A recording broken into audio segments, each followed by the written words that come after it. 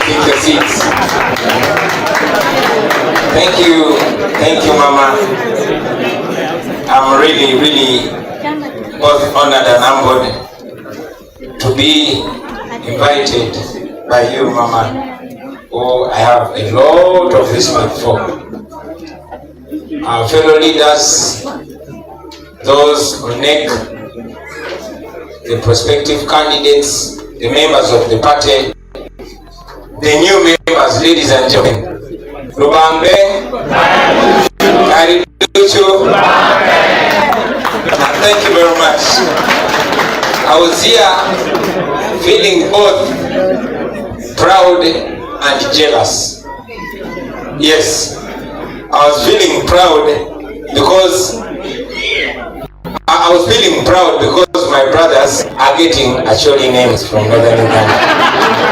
But at the same time, I was feeling jealous because they are getting very nice names. The people in Nalukoola, in Honorable Ssenyonyi's constituency, interestingly had nicknamed him Oteka. And now you call him Oteka Moi. Said, hey, all good things are going to go to this guy. And then, as if that was not making me jealous enough, I had you name our Secretary General Otim. I said, now this man, when you go back, he's going to become Otimongoya. I welcome you, comrades, to the team of wonderful names.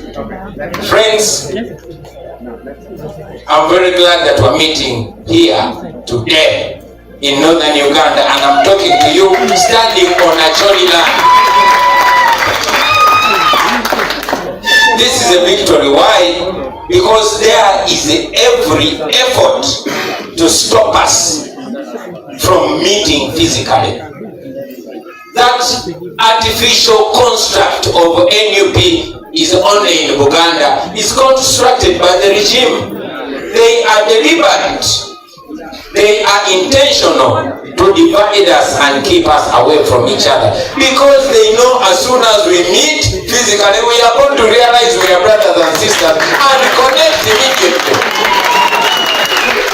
So they use taxpayers' money, they use violence, they use propaganda and all manner of machinations to keep us apart. So it is a victory just for us to be meeting on a jolly land. Do you know this one? Do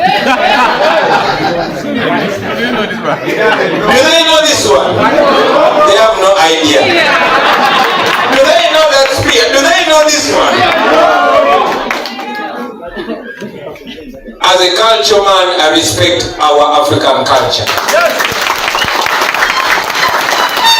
And I don't care what anybody thinks, but when you come to my home, you will find me meeting my guests where I proudly place all these spears and shields that I get from all over the country.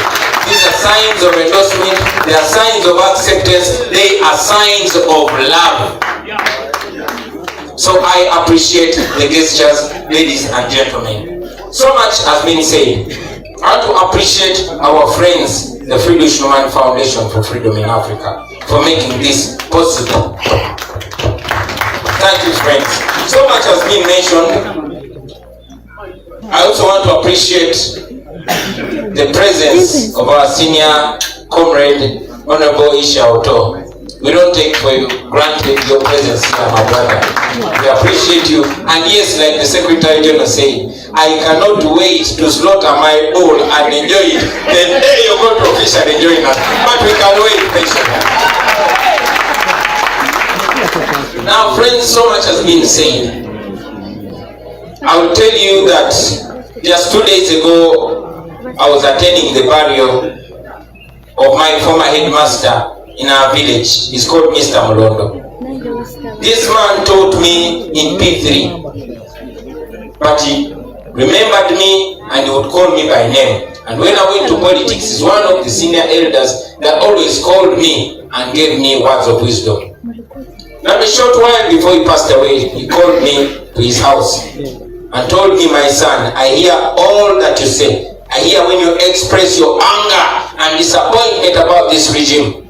But I want you, moving forward, to be talking less of your anger and shining a light on the alternative, on what you plan, you and your friends, what you plan to do for this country. And I listen to him. And moving forward, I'll try to follow that advice. But please underline the word try. Why? Because it is very hard not to mention the pain, the clear pain of the people. But today, I will not talk about that pain. However, permit me to take us a little back. It is when you analyze a problem, that is when you're going to decide the right solution for that problem. For example, how did we all get here? How did we all become enslaved? Because it's not a question. We are slaves on the land of our forefathers. They actually, and Lango and all people in northern Uganda are slaves. You are slaves on the land of Jipil and Labong.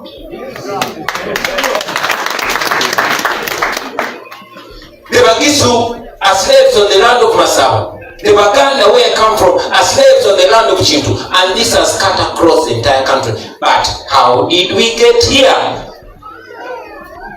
How did we end up enslaved and divided and hating each other instead of hating the enemy? How did we get here?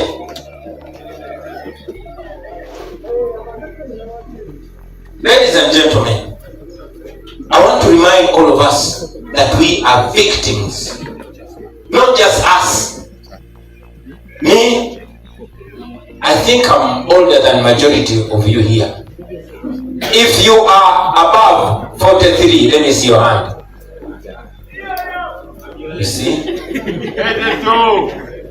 If you're 44 years, if you're above, no, if you are 44 and above, they are fewer and fewer. That means majority of you are younger than me or my age. And yet me, I was only 4 years when Museveni came to power. What does that mean? Majority of us here were not born. That means we are victims and our parents were victims. We are all victims. Our parents were victims of oppression and of violence and of lies. And for us, we are victims of lies and brainwash. My brothers and sisters, this has been deliberate. It has been done by Museveni and his people, smartly and intentionally and deliberately. It started way back in the times of Idi Amin. Museveni was strategic. He planned this. It started way back in the days of Idi Amin. For example, you remember the murder and disappearance of the former Chief Justice of Uganda, Ben Chiwanuka. Some of you that research, I want you to go because all information is online. It's on TikTok, it's on YouTube, it's everywhere. I want you to go and follow the account of Hussein Lumumba Amin. And you will find out that it is very, very possible in 90% that Museveni and his fellow criminals of Fronasa in 1984 actually are claimed to have abducted Ben Chiwanuka. In the drones of those days, the car belonged to Museveni. You choose something. Museveni wrote about that car in his book, Sowing the Mustard Seed. And he said it was packed in Mbale, where the government forces of President Idi Amin attacked those terrorists. Amin survived. Museveni survived. His friends did not survive. He wrote about it, not knowing it will come back later. Now, Ben Chiwanuka was abducted up to today, is not seen. In the same tactics that are happening today. That was intended to make all of us, especially the people in Uganda, to hate President Idi Amin. And it worked. It worked. We all grew up hating him until the truth started coming out. That did not stop there, ladies and gentlemen. In 2004, in Ssenyonyi, while they were burying Adonia Leero, a former UPC member, Kainda Otafire came out as if a ghost had come on his head, and he confessed that Museveni and his people would put on UPC uniform and go in the villages in Uganda and slaughter people. These are not my words. These words came from the mouth of Kainda Otafire. These people would dress like UPC. They would go kill people, child, mother, father, everything. And then later on, they would come and pretend to be fighting for our people. And that is how the hate in Uganda against Obote and his people started. That's what I'm telling you. We are victims of propaganda and lies. We were set up against each other, to hate each other, and it worked. Until the truth came out. So we grew up hating each other. When Museveni took over in 1986, they had collaborations with people. I have an uncle, his name is Andrew Botakome Kaira. He was one of the rebels that spoke to Museveni and agreed to work together. But the hypocrite and liar that Museveni is, Kaira was kicked and shot dead in 1987. But that is not the story. Where is the story? When Kaira's forces joined Museveni, they were largely Baganda. But after the elimination of Kaira, those Baganda soldiers, they were under Museveni, and as a soldier, you just take orders. They were deployed in northern Uganda. This is a conversation that I had with one of the Acholi leaders. Because in our generation, we were trying to find out, how come Kabaka Mutesa and Daudi Ochieng were best of friends? How come Kabaka Mwanga and the old leaders of Acholi were friends? How come that we were so in love that even the most important place in Uganda, Kololo, is named in Acholi language? How come we are not friends anymore? So this elder told me the story. He said after Museveni took over, the Baganda soldiers, those that belonged to Kaira, they didn't have a leader anymore. They were deployed here and they ordered to massacre. And yes, those Baganda soldiers under the orders of Museveni carried out those massacres. Tell me why the Acholi and Lango and people of northern Uganda would not hate us. So yes, we were set up against each other by the same man. This went on, and it worked for Museveni until the truth came out.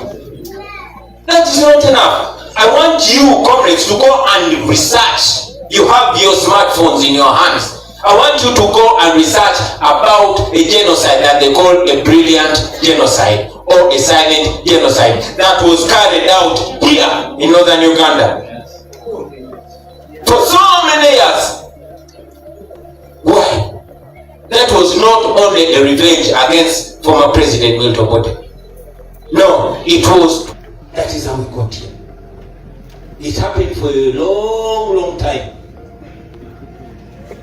I have watched many documentaries, and in that documentary, unfortunately, there are leaders like Honorable Norbert Mao who spoke very painfully for the people of Acholi against that man that used the military to dehumanize them, to destroy their livelihood, to destroy their education, to destroy their future.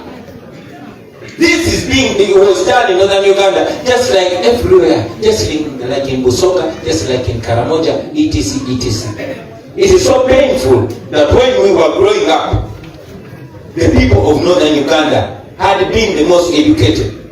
And today, the older generation in northern Uganda is more educated than the younger generation. Because it was a deliberate destruction of our people. Unfortunately, the culprit made sure that he transfers the accountability and the blame to somebody else. Our generation. Gentlemen, I want you to go back. Those that are my age, you would see some of us when I was still an artist. There are so many times when we came here with NGOs singing songs, and the Secretary General talked about it. I have a brother called Father Anton who sang, "Museveni, we are happy to receive you here in Gulu. The situation is poor," and all that and all that and all that. But Museveni was looking at us and silently laughing at us. We were with so many people. I have a brother called Loketoli who was my bodyguard and fellow artist. He sang a song, "Chan Pacholi we chani chitiko, Chan Pacholi we chani chitiko, but we don't care, we don't mind, but we don't mind, we don't care. Chan Pacholi we chani chitiko." You know that song? I produced that song. We tried to use music. We sang the song with all artists, including the Chameleone, the Bosmico teams and others. And we came here and did a concert. That concert was called 3 Hours Away, so far and yet so near. Some of you that were not too young, you were following. All that in the love, but we had to find out what is the source of all that. Ladies and gentlemen, having done all that, some of you are still wondering why Museveni still wields power here. You will ask yourselves, how come then most senior leaders subscribe to NRM? Why most senior leaders here in Acholi, privately they will tell you, my brother, but we have no option. But when Museveni comes, they go down. I'll tell you a very quick story. There was a Russian dictator called Joseph Stalin. One day Joseph Stalin was talking to his commanders, and he said, "You know what? Today I want to educate you on how to make people subdued and answer to you regardless." He got a live chicken. He started plucking off one feather by one. The chicken was in pain, crying, but he was plucking it until the chicken lost all the fingers. It was there shaking in so much pain, blood oozing from some places. The chicken was there helpless. Then Stalin told him, "Watch me carefully." He got pieces of grain, started throwing to the chicken as he moves. And guess what? The chicken started painfully picking those grains and following Stalin. Picking the grains and following the Stalin. And he said, "This is exactly how it works. Crush them, destroy them, dehumanize them, break them, and then they will bow down to you and make you a god." That is what Museveni has done. Not only to northern Uganda, he has done it to Buganda, he has done it to Busoga, he has done it to Karamoja, he has done it to everybody. That is how we ended up here. Slaves, but divided. Instead of hating the enemy, we hate each other. Instead of blaming the enemy, we are blaming each other. That is called the Stockholm Syndrome, where your oppressor will oppress you and force you to love them because you are convinced that you have no option. My brothers and sisters, that is the way they have been able to crush us. That the people in Uganda that used to sing the system for Longoto are now going down to praise the same system. That is how it has happened when he kills your people. He kills your child, then tomorrow sends you 5 million and you go down. That is how Ssenyonyi's mother, after killing her son, was able to kneel down to Museveni and praise him. That is how you see my brothers like Bosmico team, with whom we suffer so much, who knows the pain of the people of northern Uganda, but is ready and willing to praise the oppressor. That is called breaking us. But the good news is that they cannot break all of us. The fact that you are here today means that the spirit of northern Uganda is not broken. It means that all our brains are not completely washed, ladies and gentlemen. We have been all humiliated. All of us driven off our lands. And the terrible thing, for us back in Uganda, they even exhume the remains of our forefathers because they want the land. Here is no different. You hear the stories of Apa, you hear the stories of everywhere else, and now it is planted because they bring their own balalo and they place them on your land.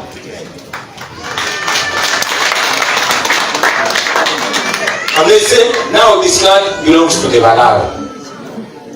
Why? Because they look the way they look, and you look the way you look.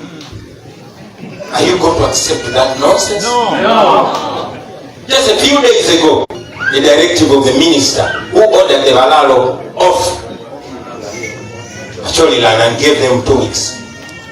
Did you see the tweet that Mohozi put out? Well, I want you to go and read the tweet that Mohozi put out. And it was in Runyankole. SG, please permit me to ask you to say that tweet in Runyankole and translate in English. The tweet, I believe it's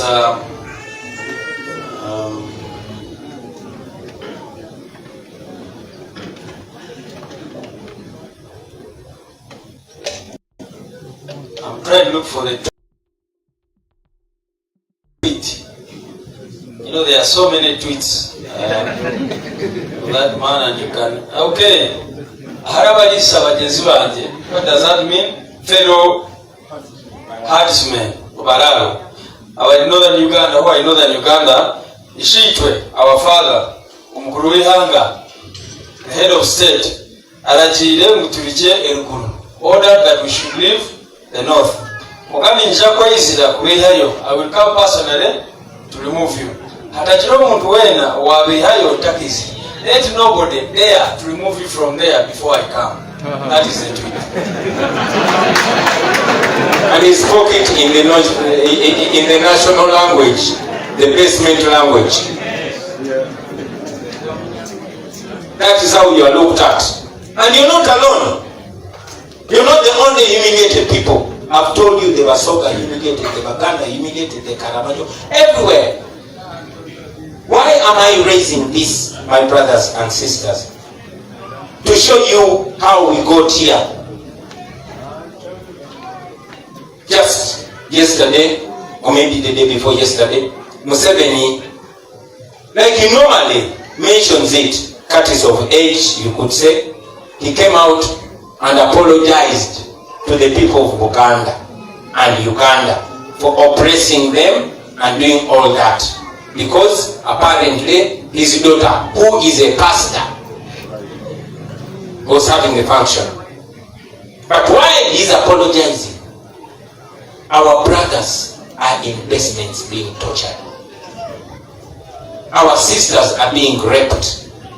Our people are still being driven off their lands. We are not allowed to be human beings on our own land. While I stand here, I say to Museveni, apology not accepted. The best way, and probably the right way and only way to apologize for injustice is to stop the injustice. If you want to apologize for killing my people, first stop killing my people. That is why we always say we have no problem speaking to anybody, including Museveni. But we are not going to speak to him as prisoners, as captives. Mandela taught us that only free men speak to other men. You must speak from a point of dignity. So brothers and sisters, while we are here today,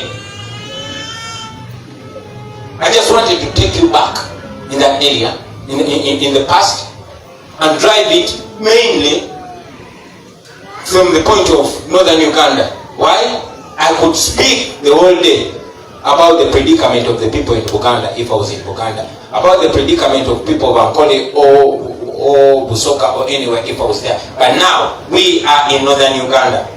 Many of you have seen the sons and daughters of northern Uganda, most especially Acholi, dying suspiciously. I had a friend who was called Walter Ochola. He died suspiciously. You watched the great son of Acholi called Julius Oketa passing away suspiciously. You saw the son of Acholi called Paul Okech passing away suspiciously.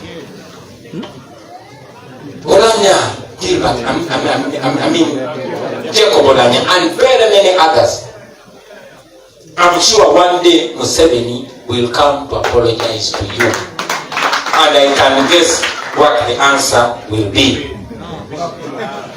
So brothers and sisters, having taken us through the story, having shown you that our distance from each other is not our own making, it is deliberate to keep us apart, just like the white people did when they colonized us. They made sure they divide us along tribal lines, divide us along religious lines, divide us along class lines, pick a few oppressed people among us, especially those we respect, feed them, and then use them against their own people. That has happened everywhere.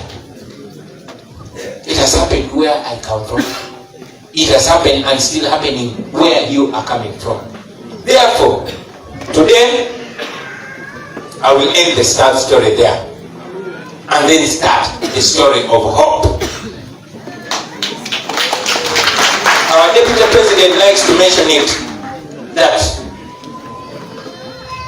the book of Lamentations should be over, and then we go to the book of the Acts of the Apostles. That is where I want to point you to. All is not lost. The fact that we are here means that there will be many, many others after us. Our parents were there. They suffered, they struggled, but at least one of their successes is that we are here. And what we do now, what we think now, and what we decide now is going to determine where our children are going to be. Are they going to be born and raised in a completely divided society? Are they going to be slaves like we've been? That is possible, but we can change that with the decisions we make today. It is possible, my brothers and sisters. Let us start by opening the eyes of our people, teaching them who the true enemy is and what we must do about that. Number two, let us never surrender. Yes. Friends, we are not where we want to be. Yes. But at least we are not where we were. We keep moving forward. The fact that so many people are awake, for us to consider that a success. Once upon a time, they tried to make sure this entire generation drowns in alcohol. That is why I was friends with so many, the Musevenis, the Sales, the Moses, when I was identified by dreadlocks and by weed and by alcohol. That is where they want us to go. But I want us to take a decision to be awake and then awaken many others. Let us ensure that we change our mindset and we are united by our pain, awake, and then awaken many others. Let us ensure that we change our mindset and we are united by our pain, our common pain, and our common hope for a better Uganda, for a new Uganda where everybody will be free and equal before and under the law. That should be the aspiration of all of us. In a Uganda where you want to be shy, to be a Karamajo, or a Lani, or a Nacholi, or a Mali, or a Muganda, or a Musoga, or a Munyakoli, or anything. Because under the law we will all be the same, equal. I want to call every factor. The people are on our side. Majority of the people that you speak to, well, some of them will tell you silently, but they will tell you that they are tired and they want to change. At least that you see, you feel everywhere. So, the people are on our side. We are not breaking any law. Although now they've started calling us rebels. Because they only know violence. They only know violence. They want to find a way of leading us with us violently. So, the law is on our side and God is on our side. If God is for us, nobody can be against us. That means every factor, every single factor is on our side. But that is not enough. Because God will only do for you what He can do through you. Yes. Everything that God does through you is not going to do, because we are created in the image of God. And we are the representatives of God. So everything that God wants to do for our people, it will have to go through us. I'm very glad I'm speaking to leaders. You, God has chosen to lead our people, to lead us through this pain and get us there. Let us do what leaders do. The first thing, leaders educate themselves. Leaders make sure they are informed. Please be informed. Please research. My friends, when you go to TikTok, when you go to Facebook, Twitter, don't look for looks, don't look for beautiful girls or boys. Look for facts, because they are everywhere. We live in a new generation, enlightened generation. Let us use that internet. There's a young man from Kasuku who I like so much. Every now and then I see him educating the whole Uganda about northern Uganda. Let us have many more such people. Speak for your people. Because if you don't represent yourself, somebody is going to misrepresent you. So, present yourself. I have traveled the entire country. The pain I see here is the pain I've seen everywhere. And yes, the hope I see here is the hope I see everywhere. Let us connect this our country. Let us connect this generation. You young people have the power to change things. Let us change them. Good enough, we are already on course. We have an opportunity. There has been opportunities that come and we miss them. They come and we miss them. Every 5 years, there's an opportunity to upset the status quo. We have had those opportunities. We had in 1996, yes, the dictator played his game. We had it 2001, 2011, 2016. By 2021, we were old enough, and yes, we were in the tough by ourselves. We learned the lessons. We watched how it operates, but we refuse to give up because, like I said, everything is on our side. There's one important thing that I did not mention that is on our side, and that is age. That is age. No matter what Museveni does. I mean, look at him and look at yourself. Look at him and look at me. The man cannot even chase a duck and catch it.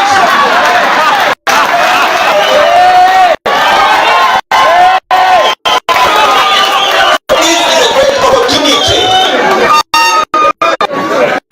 The dictator was still strong, but now the dictator is finished. He is used and useless.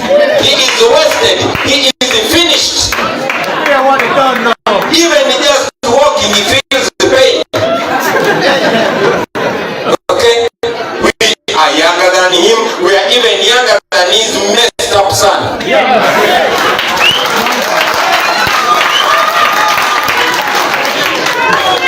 are moral. We are connected to the world. He can no longer do mass killings. And when he does them, they get in his neck.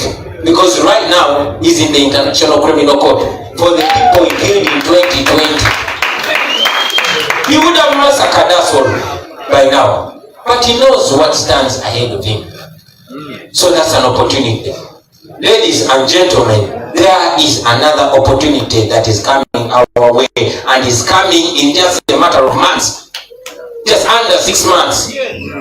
And that is called the protest vote.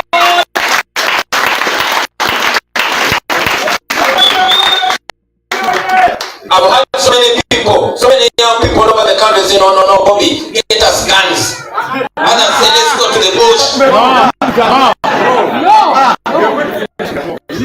I have not told anybody to go pick up guns.